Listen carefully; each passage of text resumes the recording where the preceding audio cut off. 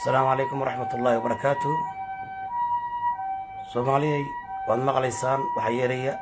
ciidamadii musabixi 200 askari way ku hareeraysan albaabkay soo garaaceen oo u jeeda albaabku way jabinayaan dhaawac baan ahay horeyna waa ii dileen waan dhintay anigu saa ula socdo Soomaaliya waa kuwan albaab garaacaya way ku hareeraysan yihiin anigu waa dhintay Soomaaliya waa dhintay waa tagay musabixi baa dilay saa ula socdo Soomaaliya saa ula socda ha u jeedaan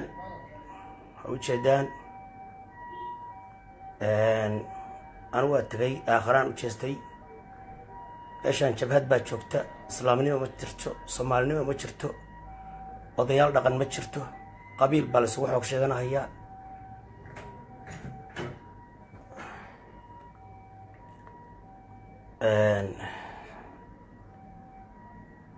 ninkii hoteelka lahaa ee la hortaagan yahay anigu waa dhintay meeshaan dowladnimo ma jirto waa jabhad baa meeshaan ka jirta sharci ma jiro qabiil walba hubkaaga qaado nin walba hubkaaga qaado aad maqlaysaan walaalkay walaalkay yaa ma askartii meeshii taaganta walaalkay dad baa soo socda culamaa udiin baa soo socda odayaal baa soo socda anigu musabixi lama sheekaysanayo askarna lama sheekaysanayo ma garad dad akhyaara baa adduun weynahoo dhan hawshaan ku jira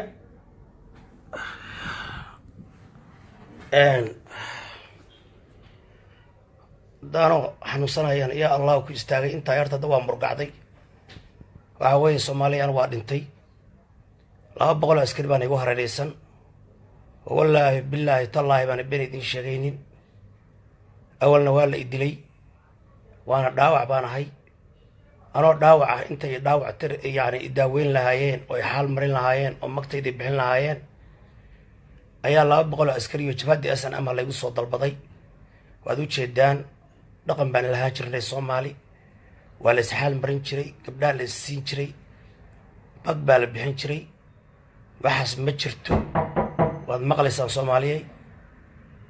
waad u jeedaan walaalow gacaliye nimankii miyay joogaan meesha waxa weeye waan soo baxayaa odayaal baa soo socda akhyaar baa soo socota anna isku shaagalayaa wax yar igu xurmay ii kaad walaalo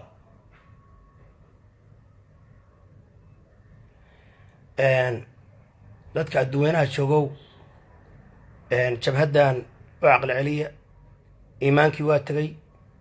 dadka waa la laayaa walaalow dad baa soo socdaan ku yidhi anigu dhaawac baan ahay hoteelkaagi weeye sharaf baan ku joogaa dad baa soo socda akhyaara looyar baa soo socda odayaal baa soo socda sharci baa jira dhaawac baan ahay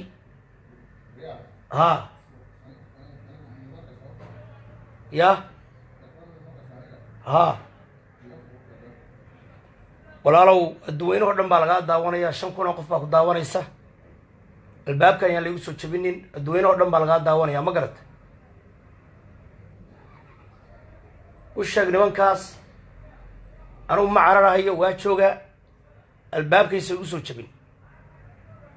caalamkaa laga daawanaya Soomaaliya waa u jeedaan ninkii hoteelka la soo khasbayaa hoteelkay ku hareeraysan yihiin any second bay albaabka soo jabin karaan anigu waa dhintay meeshaan islaamnimo ma taallo dhaqan ma yaallo dadka waa la laayaa xornimo ma jirto xorriyatul qowl ma jirto soomaalinimo ma jirto waxa weeye waad u jeedaan qabiil baa laysugu xoog sheeganahayaa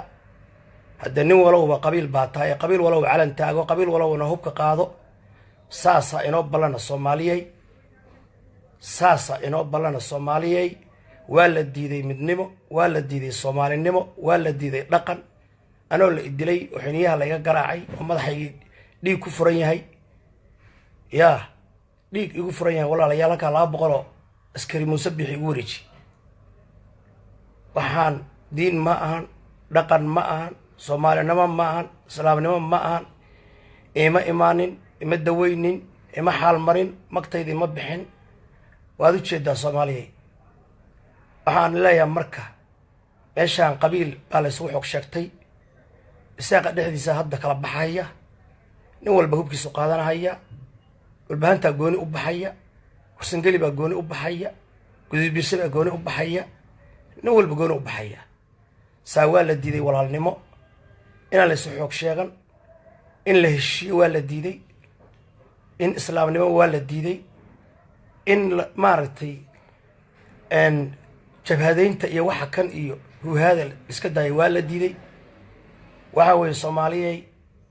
nin walowba ninka xoog badan ma jiro waana dhamaatay wax la yiraahdo baalki in anigi la idilay oo dhaawac ahaa tan iyo xalay ma hadlin halkaasaan gorofsanaa Soomaaliyay aad u jeedaan Soomaaliyay waa u jeedaan adduunyada waa u jeedaan human rights waa u jeedaan beesha caalamka waa u jeedaan Mareykan waa u jeedaa Yurub waa u jeedaa meeshaan dictatorship baa ka jirta dad soo xasuuqay way dadkaanu anigana xasuuqi baa la igu wadaa waxba ma dhimin waxba ma galabsan hub ma sito civilian baan ahay waxa weeye sharci baan ku soo galay sharci baan ku joogaa waad u jeedaan